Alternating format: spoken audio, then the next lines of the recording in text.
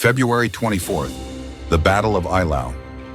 In 1807, Napoleon faced Russian forces in one of the bloodiest battles of the Napoleonic Wars. But this wasn't a clear victory. The battle was fought in freezing snow and near blizzard conditions.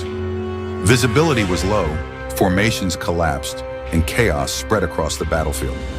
At one point, a massive cavalry charge was launched to stop the Russian advance.